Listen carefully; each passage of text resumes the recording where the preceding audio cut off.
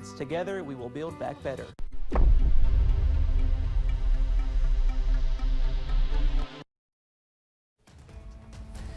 Some eastern Kentuckians are in Florida right now as Hurricane Ian batters the state. You'll hear from some of them. And a new tool to help those dealing with drug addiction was announced today in Frankfort, how public health officials and the University of Kentucky are partnering to help those struggling. Plus, sunshine continues tomorrow, but some tropical changes on the way later this week. I'm breaking down the latest ahead as Mountain News at 6 starts now. Dedicated to eastern and southern Kentucky, this is WYMT Mountain News at 6. Good evening again. I'm Steve Hensley. Hurricane Ian made landfall as a very strong Category 4 hurricane on the southwest coast of Florida this afternoon, not too far from Fort Myers. WYMT's Dakota Makris talked with two eastern Kentuckians who are in Florida about how they prepared and what's next. Hazard First Baptist pastor Tim Reynolds is in Tampa Bay visiting family. He arrived there last Thursday. And had no idea about a hurricane coming this way, and it seemed like on Friday or Saturday, they started reporting that it was heading directly for Tampa. He tells me his family is prepared for Hurricane Ian, making sure their generator works and they have enough food. But today, they've downgraded the storm for the area that we're in, probably looking at 8 inches of rain with 80-mile-per-hour winds. Hazard native Teresa Barker lives in Fort Myers. She has lived there since 2003. I got to experience Hurricane Charlie my first year I moved down here. So she's no stranger to hurricanes. She says she has been listening to precautions from state and local leaders. For now, she's hunkering down, ready for anything. You know, you want to go and make sure that you have enough water to last for several days without power.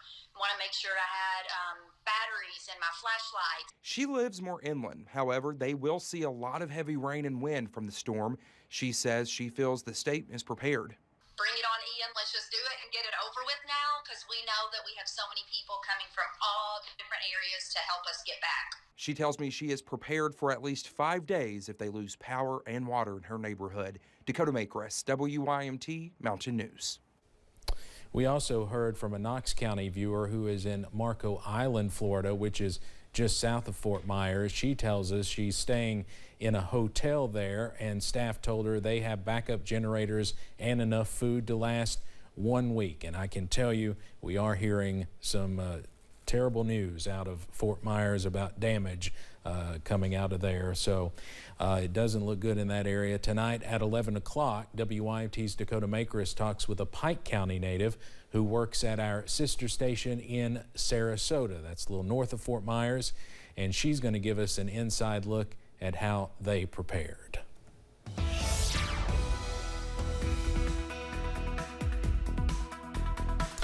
Here's the latest look at Ian as it continues to churn on shore from the western coast of Florida toward the center of the state. Right now, still right on top of Fort Myers, the very intense part of the hurricane. As a matter of fact, let's go to the latest statistics. The Hurricane Center has been issuing updates about every hour or so, and the good news, if there is any, that wind is starting to come down now at 130 miles per hour, so that is right at the bottom of Category 4 status. Remember, this made landfall as a very strong Category 4 with winds of 150 miles per hour. We'll continue to watch it weaken as we head through the next few hours or so, because it's interacting with land. There's the radar again, and those gusts still actually sustained winds of 43 right now in Sarasota, the closest to the storm. Us, well, we've been watching a few clouds moving in from our north, a couple of showers trying to work into West Virginia, but for the most part, we're okay. A look outside right now, we're in the mid-50s with those clouds overhead. I'll have the details on when and what we could see from Hurricane Ian's remnants coming up in a few minutes. Steve? All right, this hurricane hit on the same day 2 months ago when we were hit. Eastern Kentucky saw severe flooding that many folks say is the worst they have ever seen. Now those same hard-hit areas are on the road to recovery. In Floyd County, there are still nearly 50 families displaced and living in temporary housing. In Knott County, some families are still cleaning up what is left of their homes and property. Hindman Mayor Tracy Nee says many areas throughout the region are far from getting back to their new normal. In my opinion, I think it's going to take years. This is something that's not going to be days or months. I think it's going to be years before any of us recoup from this devastation.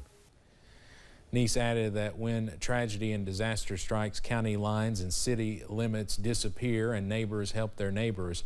We'll have more from county and city officials in Knott and Floyd counties on the 2-month anniversary of the flood tonight at 11. We have some sad news coming in out of Whitley County tonight. Longtime Whitley County Treasurer Jeff Gray died early Saturday morning. Gray had served as Whitley County Treasurer since first taking office in 1999. He's worked alongside the last 3 county judge executives. Gray was planning to retire this year. Private services will be held for the family at a later date. State leaders say there's a new tool to help people struggling with drug addiction. Governor Beshear and other state leaders announced the launch of a new website to help people find housing. WYMT's Phil Pendleton has more on that announcement today. Kentucky has had staggering numbers of overdoses, especially over the past 2 years, and state health leaders and others in state government and in other agencies across the state of Kentucky say this is an example of how they can come together to meet a critical need of housing for those suffering from drug addiction and abuse. And to be able to find where there were available places for housing for people in recovery, starting their recovery. It is a partnership between the Recovery Housing Network and the Kentucky Injury Prevention and Research Center. Governor Beshear says as long as people are trying to get better and to get through their addictions, they want to help them. And just think what happens when we have all the treatment beds that we may need at one point. We have recovery housing to help people stay in recovery. There are different kinds of recovery houses to help a variety of different needs people may have based on them and their families. But we are also onboarding houses that will accept like women with children or men with children. Operation Unite works in drug treatment and investigations in southern and eastern Kentucky. President and CEO Nancy Hale tells us this afternoon that she sees this as meeting a critical need, that it's another tool to help in that continuum recovery care. In Frankfort, Phil Pendleton, now back to you. And that website is findrecoveryhousingnow.ky.org.